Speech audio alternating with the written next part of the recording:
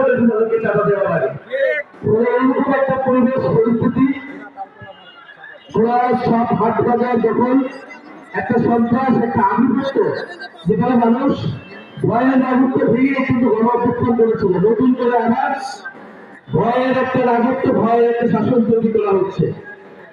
আমরা মনে করি বাংলাদেশে 12ই ফেব্রুয়ারি আমাদের সামনে সময় এসেছে ভূমিদস্যুদেরকে আমরা পরাজিত করব। আমরা সন্ত্রাস চাঁদাবাজ মুক্ত একটা বাংলাদেশ আমরা তৈরি করব। আমরা ঢাকা 11কে আবার নতুন করে গড়ে তুলব, একটা আধুনিক একটা নিরাপদ ঢাকা 11কে আমরা গড়ে তুলতে চাই।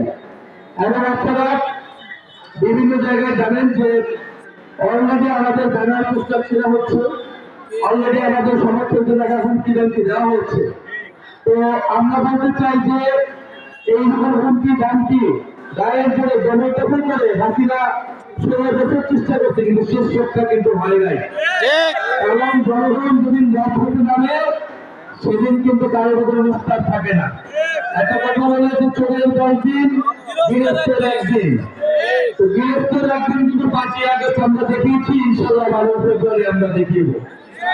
ইনশাল্লাহ 12 ফেব্রুয়ারি আপনাদের কাছে আহ্বান থাকবে, অনুরোধ থাকবে।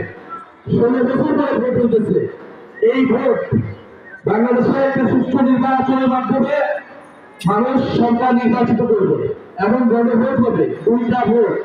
আপনারা অবশ্যই সকাল সকাল ভোট কেন্দ্রে আসবেন, আশেপাশের সবাইকে সাথে নিয়ে ভোট কেন্দ্রে আসবেন। প্রথমে আপনাদের অনুরোধ থাকবে আপনারা গণভোটের হ্যাঁ ভোট প্রদান করবেন। সব